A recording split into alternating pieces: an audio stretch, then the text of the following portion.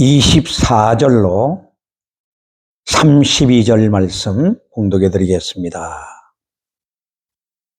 또 우리와 함께 한 자 중에 두어 사람이 무덤에 과연 여자들의 말한 바와 같음을 보았으나 예수는 보지 못하였느니라 하거늘 가라사대 미련하고 선지자들의 말한 모든 것을 마음에 더디 믿는 자들이여, 그리스도가 이런 고난을 받고 자기의 영광에 들어가야 할 것이 아니냐 하시고, 이에 모세와 및 모든 선지자의 글로 시작하여 모든 성경에 쓴 바 자기에 관한 것을 자세히 설명하시니라. 저희가 가는 초원에 가까이 가매 예수는 더 가려 하는 것 같이 하시니, 저희가 강권하여 가로되 우리와 함께 유하사이다, 때가 저물어 가고 날이 이미 기울었나이다 하니, 이에 저희와 함께 유하로 들어가시니라. 저희와 함께 음식을 잡술 때에 떡을 가지사 축사하시고 떼어 저희에게 주시매 저의 눈이 밝아져 그인 줄 알아보더니 예수는 저희에게 보이지 아니하시니라. 저희가 서로 말하되 길에서 우리에게 말씀하시고 우리에게 성경을 풀어주실 때에 우리 속에서 마음이 뜨겁지 아니하더냐 하고. 아멘. 여기까지 말씀을 보았습니다.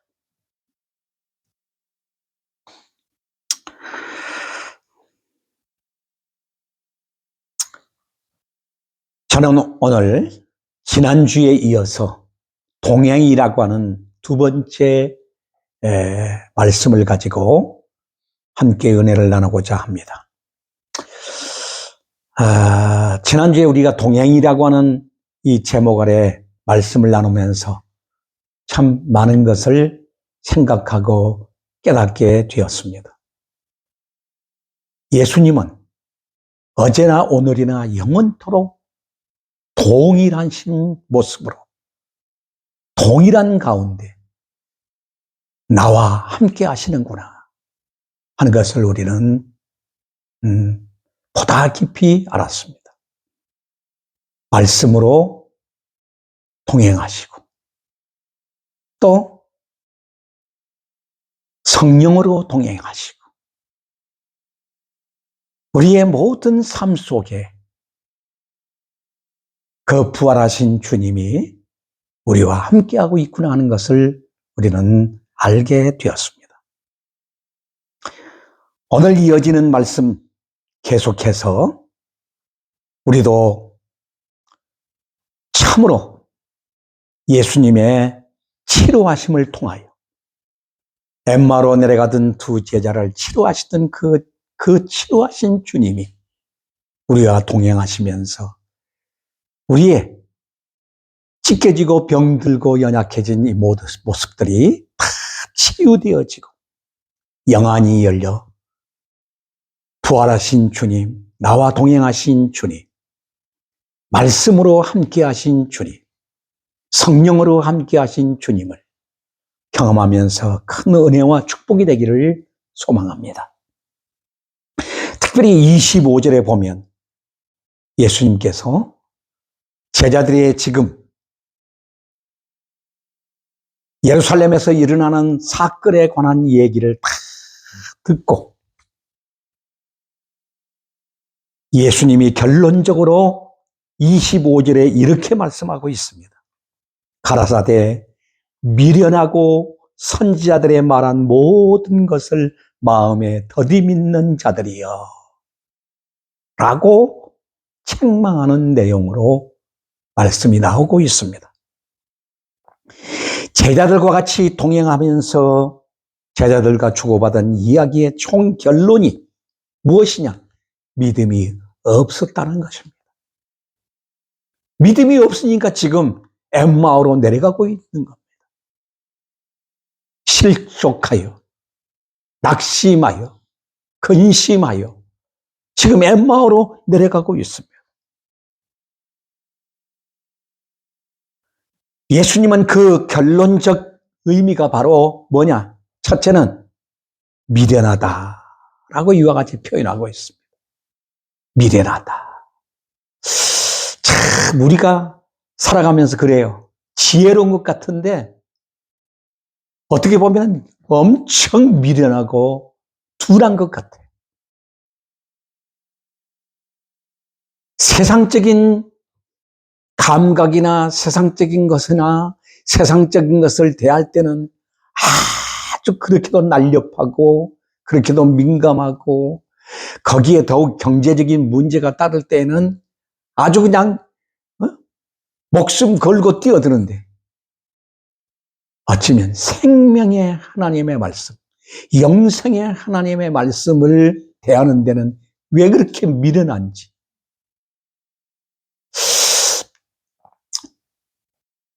예수님께서 이 땅에 오셔서 제자들에게 얼마나 기에 닳도록 말씀을 주셨는지 몰라요.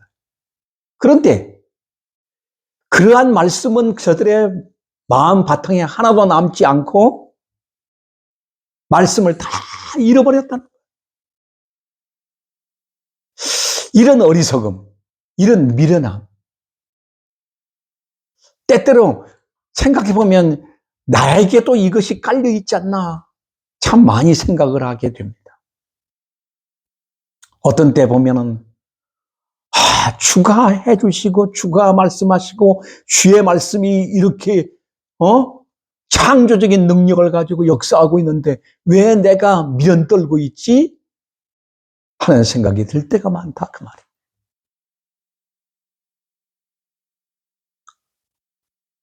그들이 신뢰하고 있는 선지자들의 예언을 이해하지 못하고 있다는데 미련하다. 예수님께서 이렇게 말씀하고 있습니다. 미련하고 선지자들의 말한 모든 것을 마음에 더디 믿는 자들이요. 두 번째는 더디 믿는다 그랬어요. 더디 믿는다. 선지자들의 말한 것을 더디 믿는 자들이라고 책망하고 있는 말씀을 보면서 제 인간 속에 깔려있는 뭐가 이렇게 깔려있어서 이렇게 믿음이 생기지를 않아.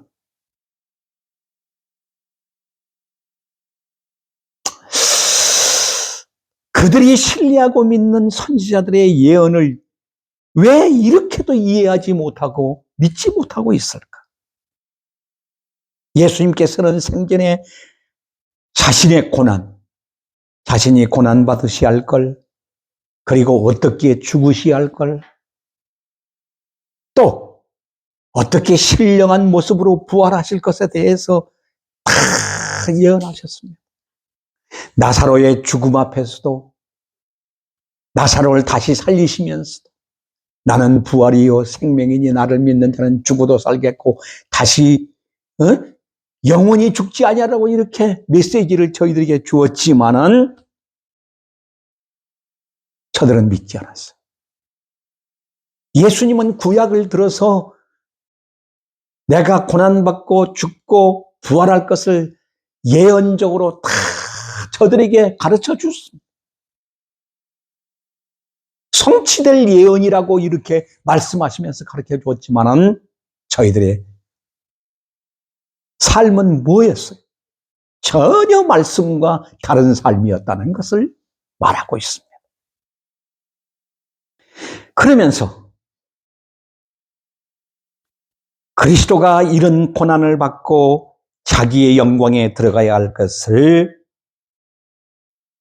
들어가야 할 것이 아니냐 하시고 27절에 보면 이에 모세와 및 모든 선지자의 글로 시작하여 모든 성경에 쓴 바 자기에 관한 것을 자세히 설명하시니라. 예수님은 내가 말한 대로 그리스도다, 메시아다, 내가 부활한 주다 그들에게 말하지 않았습니다. 성경을 들었어요. 모세 하면은 모세오경이죠.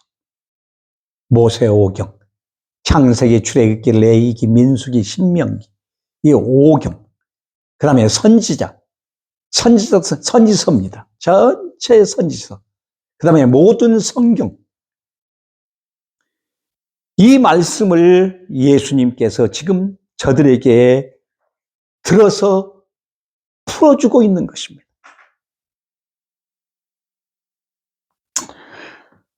여기에 가장 중요한 키포인트가 뭡니까? 자기에 관한 것이라고 말씀.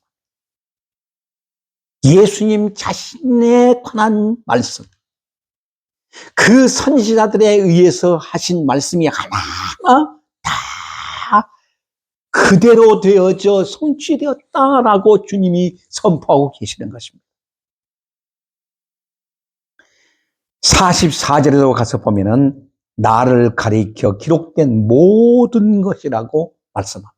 그러니까 성경은 창세기에서부터 계시록까지 전체의 중심 주제가 예수 그리스도다. 그리스도가 주제입니다.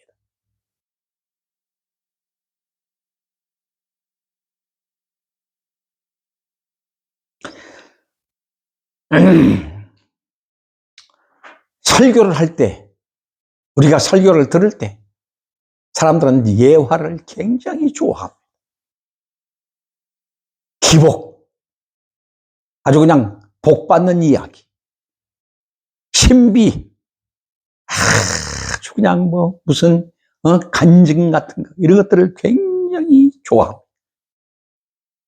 윤리나 도덕이나 교훈이나 이것들이 바로 주제가 돼서는 안 됩니다.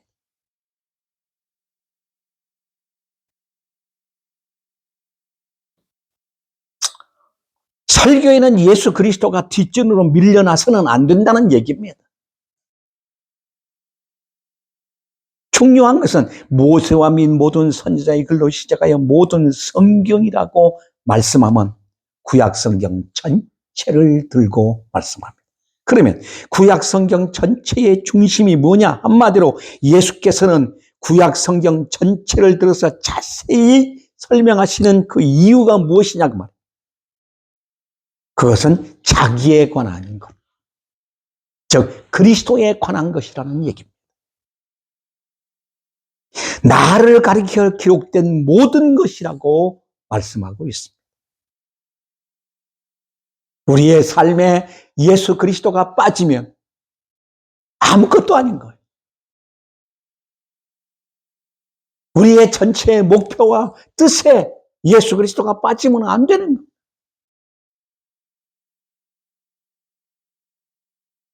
예수 그리스도는 왜 영생이요, 생명이요, 구원이요, 영원한 영광이요.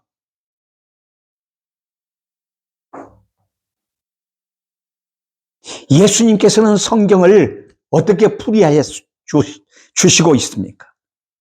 구속사라는 관점에서 지금 이렇게 풀이하고 저들에게 설명하고 있는 것입니다. 요한복음 5장 39절에 보면 너희가 성경에서 영생을 얻는 줄 생각하고 성경을 상고하거니와 이 성경이 곧 누구에 대하여? 내게 대하여 증거하는 것이로다. 아멘. 예수 그리스도에 관해서 증거하고 있다.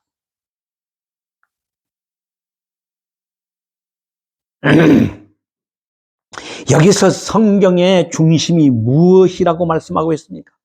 예수 그리스도라는 말입니다.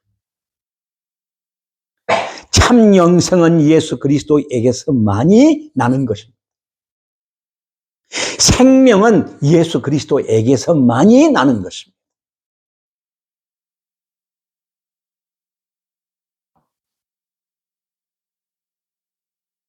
예수님께서는 눈이 가리워진 제자들에게 자기에 관한 말씀을 자세히 설명해 주셨던 겁니다. 그렇게 하였을 때에 31절에 보니까 뭐라고 그랬어요? 저의 눈이 밝아져 그인 줄 알아보더니.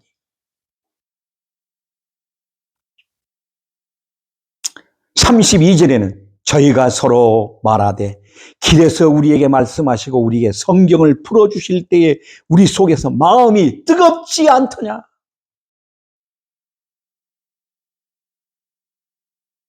마음이 뜨거워졌던 것입니다. 이 말은 무엇이냐? 이제는 치료가 되었다는 겁니다. 저들의 잘못된 의식, 잘못된 사고, 잘못된 모든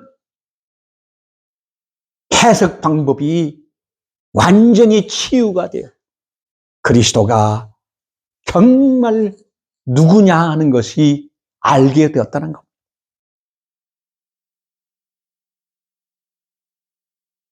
그러면서 영안이 열렸습니다. 30절 말씀에 예수님께서 저희와 함께 음식을 잡술 때에 떡을 가지사 축사하시고 떼어 저에게 주셨다. 이렇게 말씀합니다. 저희에게 이렇게 말씀을 주시고 말씀을 해석하여 저희가 치료를 받으니까 눈이 열리기 시작했고 예수님께서 떡을 가져 축사하실 때 오병의 역사를 일으킬 때 그때 생각이 나는 겁니다. 또 예수님이 마지막 만찬 때에 떡을 가져서 축사하신 그것이 바로 생각나는 겁니다. 그러니까 눈이 열렸다는 얘기입니다. 치유가 되고 눈이 열리고 저들이 눈이 열리니까 어떤 현상이 일어나느냐? 마음이 뜨거워졌다는 거예요. 마음이 뜨거워졌다는 말은 완전한 변화를 입었다는 얘기입니다. 변화가 되었다는 겁니다. 어떻게 변화가 되었습니까? 그리스도를 믿는 믿음, 하나님의 말씀을 믿고 그대로 따르는 변화가 왔다는 겁니다.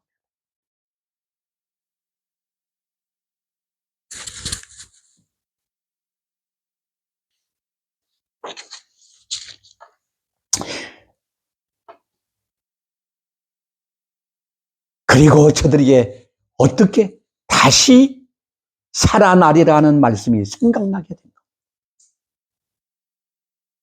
다시 살아나야 하리라는 말씀이 생각나. 그랬을 때에 부활하신 주님이 저희들에게 보여줬던 것입니다. 이것이 눈이 밝아져 예수님을 알아보는 기폭제가 되었다는 사실을 밝혀주고 있습니다. 마음의 눈이 열리게 되는 것은 하나님의 말씀이 믿음으로 확신되었을 때 열리게 되는 것입니다. 오늘 여러분은 말씀을 읽을 때 얼마나 확신이 생깁니까? 그 말씀에 얼마나 믿음이 실립니까? 이 말씀이 진짜 생명이로구나. 이 말씀대로 되는구나. 이 말씀이 바로 창조의 역사를 일으키는구나. 이 말씀이 바로 하나님의 권능이구나.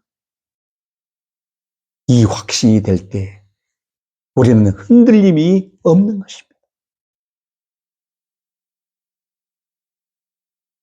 오늘날 밝아져야 할 눈은 육신의 눈이 아닙니다. 성경은 이렇게 말씀합니다. 에베소 1장 18절 말씀에 너의 마음의 눈을 밝히사. 우리가 기도할 때에도 하나님 앞에 이 기도를 드려야 합니다. 주여, 마음의 눈을 밝혀 주옵소서. 주님의 말씀이 보여지고 주님의 말씀이 들려지고 주님의 말씀이 확신되어지고 주님의 말씀이 믿어지는 이 은혜의 자리에 나가게 하소서. 성경은 이렇게 말씀합니다. 그러나 저의 마음이 완고하여 오늘날까지라도 구약을 읽을 때에 그 수건이 오히려 벗어지지 아니한다요. 수건이 벗어지지 않았다. 이 말은 뭐예요? 율법이라고 하는 이 수건이 꽉 뒤집어 쓰고 있다. 예. 그래서 구약을 읽을 때에 수건이 벗겨진 가운데 우리는 읽어줘야 되는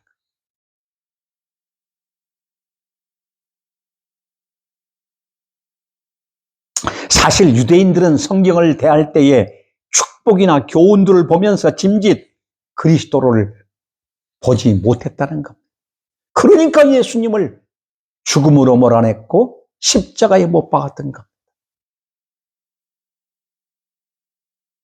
유대인들만 그럴까요? 불신자들만 그럴까요? 아닙니다. 수건이 그 마음을 덮고 있는 것은 교회 안의 성도들도 마찬가지라. 이 수건이 가려 있어요. 베일이 가려 있단 말이에요. 이 천막이 가려 있어요. 가려 있어가지고 보지를 못하고 있다. 왜 그럴까요? 이 세상 신이 복음을 가리고 있기 때문입니다. 그래서 고린도전서 4장 3절로 4절에 그리스도의 영광의 복음의 광채를 비추지 못하도록 방해하고 있다. 그래서 우리의 마음을 덮고 있는 이 수건이 벗겨져요. 세속적인 수건이 벗기고 내 생각과 내 사고의 수건이 벗기고 세상 윤리와 도덕의 수건이 벗기고 율법의 수건이 벗기고 순수하게 그리스도가 보여지는 영안이 열려져야 한다 그 말입니다.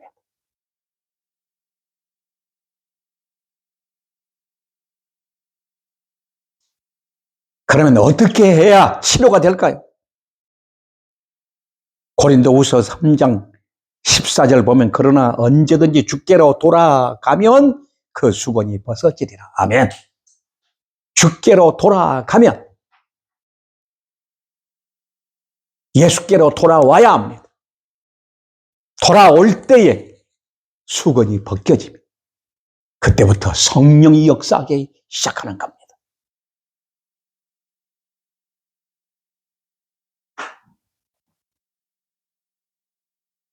호세아서 14장 2절 말씀에 너는 말씀을 가지고 여호와께 돌아와서 말씀 아뢰기를 모든 불의를 제하시고 선한 발을 받으소서. 우리가 입술로 수송아지를 대신하여 드리리이다.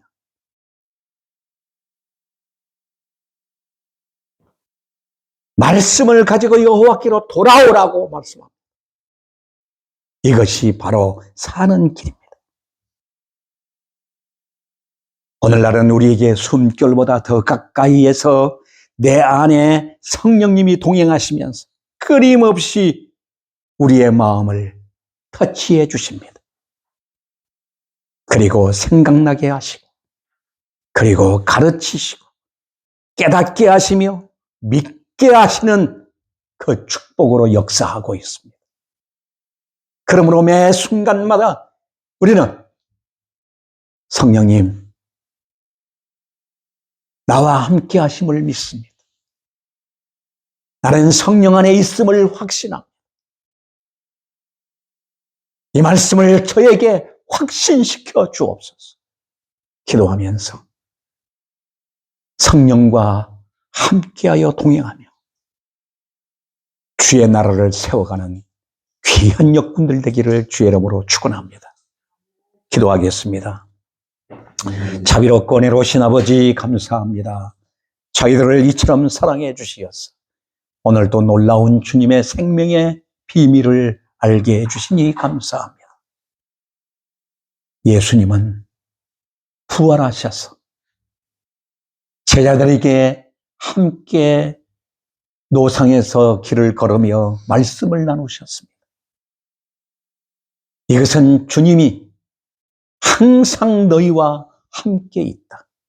세상 끝날까지 너희와 동행한다. 라고 하는 확증을 우리에게 심어주고 있습니다.